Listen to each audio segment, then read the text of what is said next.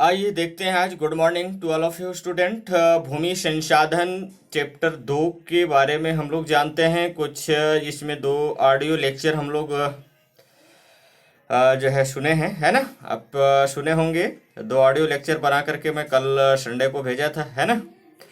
तो आइए आज मैं वो ऑडियो लेक्चर में कुछ लोगों को पूरी तरह से समझ नहीं आ रहा है, मुझे ऐसा लगा, इसलिए मैं सोचा कि अब इसको वीडियो बना करके भेजा जाए। तो भूमि संसाधन के बारे में मैं आज वीडियो बना करके भेज रहा हूँ, है ना। और इसे ध्यान से सुनना, ठीक है, और देखना भी। अब आपको अलग से बुक की ज़रूरत भी नहीं पड़ेगा, बस बेकायदे कॉपी पेन और अपना उठाए रखिए और बस इसको सुनिए ध्यान से। उसके बाद आप इसका आंसर दीजिएगा, ठीक है। आइए देखते हैं भूमि उपयोग के बारे में। दो जो चार्ट थे, इस चार्ट के बारे में तुलनात्मक अध्ययन करने के लिए तुलनात्मक एक क्वेश्चन दिया गया था, जो बहुत कम लोग, यानी इसमें एक बच्ची भेजी है जो सृष्टि भगत, बस इसमें तुलना करके अच्छा से भेजी, बाकी कोई बच्चे ऐसा इसका आंसर लिख करके नहीं भेजे हैं। मैं इसको तुलनात्मक रूप से समझाता हूँ आपको, है ना। आप ध्यान से देखिए, ऑटोमेटिक समझ में आ जाएगा, कुछ है नहीं इसके अंतर्गत, ठीक ना। और जब समझ जाएंगे तो स्वाभाविक सी बात है कि बना लेंगे आप, है ना। तो आइए पहले इसका उपयोग के बारे में समझते हैं, उसके बाद जो है आगे देखेंगे, ठीक है। चलिए, भूमि उपयोग लिखा हुआ है ना, ये भूमि उपयोग जो लिखा हुआ है आपका, ये भूमि उपयोग यहाँ पे, ठीक है। अब इसमें हम लोग देख रहे थे कि इसका जो है ये दो चार्ट है।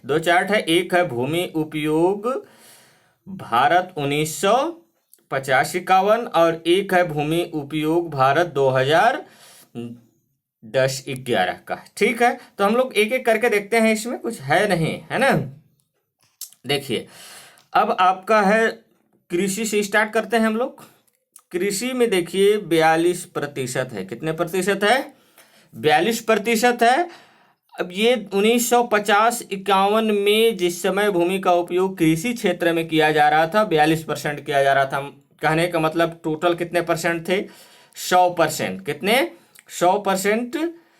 टोटल 100% भूमि था। जिस 100% भूमि में समझ लीजिए कि आपका 42% भूमि किसका उपयोग किया जा रहा था? किस लिए? कृषि भूमि के रूप में। किस भूमि के रूप में? कृषि भूमि के रूप में किया जा रहा था, है ना। तो अब आप देखिए कि कृषि भूमि का ये तुलना कर रहे हैं हम लोग 2010-11 और 1950-51 के मध्य। अब देखिए यहाँ पे 1950-51 में आपका कृषि भूमि 42% था, जो कि ये बढ़ कर के कितना हो गया 2010-11 में? ये देखिए 46%। कितने प्रतिशत बढ़ा? ये आपको प्रतिशत दर्शाना था वृद्धि में। कितने परसेंट? +4% हो गया, ठीक है। यानी ये 4% का ग्रो कर गया, अर्थात वृद्धि कर गया, ठीक है। ये आपको यहाँ समझ में आ गया। उसके बाद आप देखिए उपवन भूमि कितने परसेंट है? ये वाला ये भाग उपवन भूमि है, ठीक है।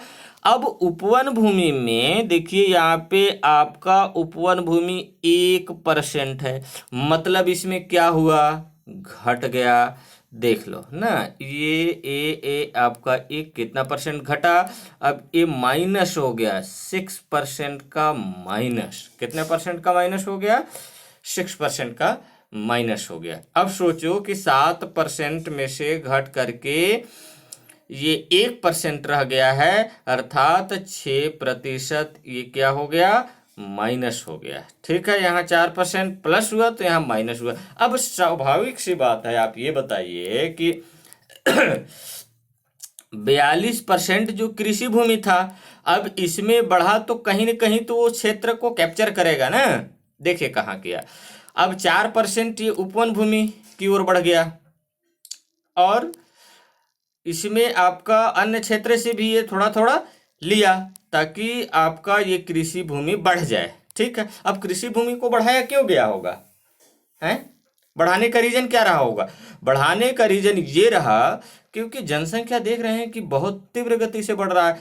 अब आप देखिए कि 2011 के जनगणना में 125 करोड़ जनसंख्या हो गए, जो कि 1950-51 में जनसंख्या मात्र कितना थे, 25 करोड़। अब सोच सकते हैं कि 25 करोड़ से 2010-11 में, यानी सोचो कि 50 साल में 100 करोड़ जनसंख्या बढ़ गई। ठीक है, तो इतनी जनसंख्या बढ़ गई। इस वजह से जो कृषि भूमि का भी वृद्धि तो कुछ तो करना पड़ेगा। अब उपवन भूमि को दबा दिया गया, यहाँ 1% हो गया। अब अगला आइए देखते हैं कृषि भूमि, सॉरी वन भूमि ना। वन भूमि ये 1950-51 में वन भूमि 14% था, है ना। लेकिन ये 2010-11 में वन भूमि बढ़कर के आपका जो है 23% हो गया है। ठीक है, कितने परसेंट का वृद्धि हुआ, अब 23% हो गया वन भूमि। अब देखिए कितने परसेंट का वृद्धि हुआ, यानी आपका इसमें जो है 9%, अर्थात कितने परसेंट का वृद्धि हो गया, 9% का वृद्धि हो गया। कितने परसेंट का, 9% का वृद्धि हो गया। ठीक है, उसके बाद अगला देखिए चराई भूमि। ये चराई भूमि है आपका, चराई भूमि है। चराई भूमि कितना परसेंट है यहाँ पे, ये चराई भूमि आपका 3%। कितने परसेंट का वृद्धि हुआ, 1% का चराई भूमि में क्या हो गया, वृद्धि हो गया। ठीक है, वो हो गया। उसके बाद बंजर भूमि में आइए। बंजर भूमि यहाँ पे देखिए 1950-51 में कितना था, 21%। ये बंजर भूमि है। ठीक है, दिख रहा है ना, ये बंजर भूमि। और यहाँ पे बंजर भूमि अब 2010-11 में बंजर भूमि आपका 10% रह गया। कहने का मतलब यहाँ से 11% क्या हो गया, माइनस हो गया। ठीक है, उसके बाद बस वैसे ही आप समझ गए होंगे कैसे करना है। उसके बाद परती भूमि है। परती भूमि 10%, लेकिन यहाँ परती भूमि कितना है 2010-11 में 8%। उसके बाद अकृषि भूमि। अकृषि भूमि किसको कहते हैं, कल बताया हूँ, ऐसे भूमि जिस पर बिल्डिंग बनाए जा रहे हैं, मार्केट लगाए जा रहे हैं, वैसे भूमि को अकृषि भूमि कहते हैं। जो कि 4% था, अब बढ़ करके शहर, मार्केट, ये सारी चीजें बढ़ करके जो है आज 9% हो गए। मतलब अकृषि भूमि कितने हो गए, 9%। ठीक है, तो ये आपको समझ आ गया होगा कि अब ये कैसे है। ठीक है, आगे बढ़ा जाए। देखिए आगे क्या है, अब हम लोग आगे देखते हैं। ये इसमें से एक एक बिंदु को लेकर के, है ना। ये है आपका वन भूमि। कौन भूमि है, वन भूमि। तो वन भूमि के बारे में जानते हैं आज। ठीक है, आइए वन भूमि के बारे में ना। वन भूमि में लिखा हुआ वन भूमि। वन भूमि, इस भूमि में वनस्पतियों की प्रचुरता वाले क्षेत्र सम्मिलित हैं। मतलब इस भूमि में वनस्पतियों की प्रचुरता वाले क्षेत्र सम्मिलित हैं। मतलब ऐसा क्षेत्र जिसमें क्या हो, वन ही पाए जाते हों। जैसे वनस्पतियां, अब पेड़ पौधे, घास फूस, झाड़ी, इस सब का प्रचुरता वाला भूमि को क्या कहते हैं, वन भूमि कहते हैं, जिसे वन कहा जाता है। ठीक है, इस वन भूमि का उपयोग, इस वन भूमि का उपयोग किस किस काम के लिए, लकड़ी, ये देखिए आपको लिखा हुआ है ना, लकड़ी, कंदमूल, जंगल, फल, औषधियां, पशुचारण इत्यादि में किया जाता है। अब लकड़ी, लकड़ी का उपयोग आप बताइए किस किस क्षेत्र में हो रहा है। लकड़ी खाना बनाने के लिए लोग गांव गांव में कर रहे हैं, है ना। और लकड़ी का उपयोग फर्नीचर बनाने के लिए, दरवाजा बनाने के लिए, खिड़की बनाने के लिए, ठीक है, टेबल बनाने के लिए, कुर्सी बनाने के लिए लकड़ी का उपयोग बहुत सारे हो रहे हैं, घर बनाने के लिए। कंदमूल, अब किस टाइप का कंदमूल, कंदमूल जैसे खाने के लिए, ठीक है, तो कंदमूल खाने के लिए, प्लस ये कुछ ऐसे कंदमूल हैं जो कि औषधि के रूप में भी काम आते हैं, जैसे जंगली फल। तो जंगली फल कौन कौन सा, हरा, बहेरा, ठीक है, आम, ये जंगली आम भी होते हैं। ठीक है, ऐसे औषधियाँ, अब हरा बहेरा ये औषधि तो हुए, उसके अलावा भी औषधियाँ और होते हैं। पशुचारण, अर्थात जो आप पशु पालन करते हैं, इस पशुओं को चराने के लिए कहाँ लेके जाते हैं, जंगलों में, वन में, ताकि वहाँ पे उनको क्या मिल सके, घास फूस, पत्तियाँ मिल सके, ताकि अपना वो पेट भर सके। जैसे हम क्या करते हैं, हमारा भी पेट भरने के लिए हम खाना बनाते खाते हैं ना, ठीक उसी प्रकार उनके लिए कहाँ खाना बना हुआ है? हाँ, जंगल में, वन में, है ना। भारत में विगत 60 वर्षों में वन भूमि 14% से बढ़कर, कितने परसेंट से बढ़कर, यानी ये 14% है, इससे बढ़कर के 23% हो गया है। कितना परसेंट का वृद्धि हुआ? 9 + 9 कर दो 14 में, ये आपका जो है कितने परसेंट का वृद्धि हुआ? 9% का वृद्धि हुआ है। ठीक है, ये आपका ऐसा, ठीक, कितने परसेंट का? 9% का वृद्धि हो गया। अर्थात अब 14, आप यहाँ पे 14 था, 14 में 9 जोड़ दिए, कितना हो गया? 23%। 23% का वृद्धि हो गया। ठीक है, वन भूमि में यह वृद्धि 1970 तक हुई। अब ये वृद्धि जो हुआ है वो कब तक का हुआ है? 1970 तक हुई है। इसके बाद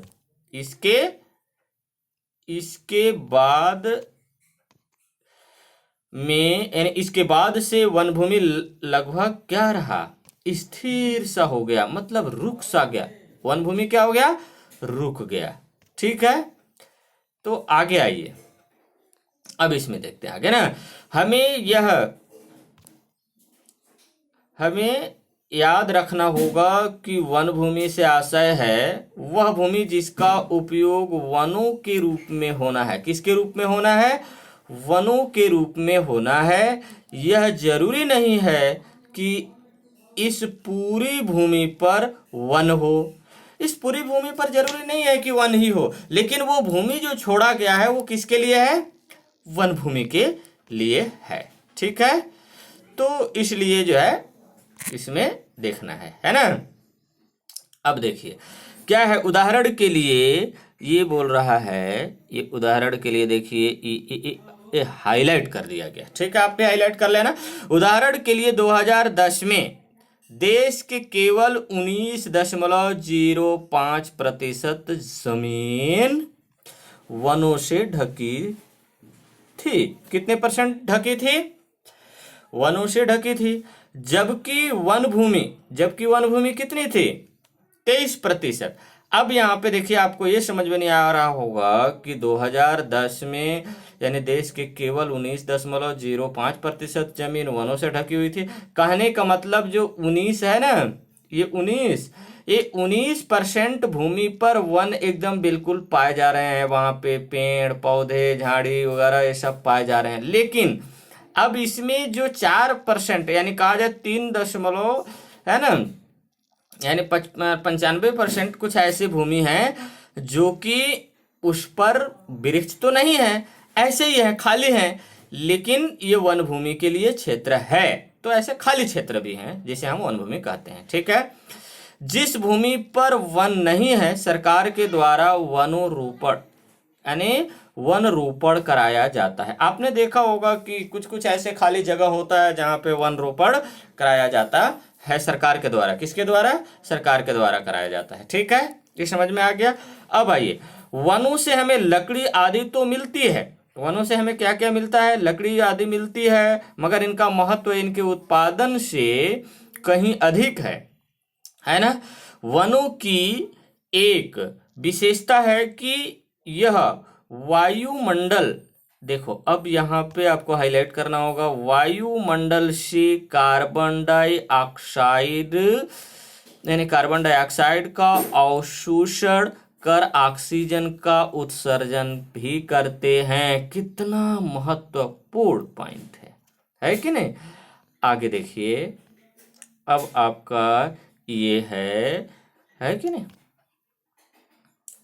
अब ये देखिए, इससे वायुमंडल में कार्बन डाइऑक्साइड की मात्रा क्या रहती है?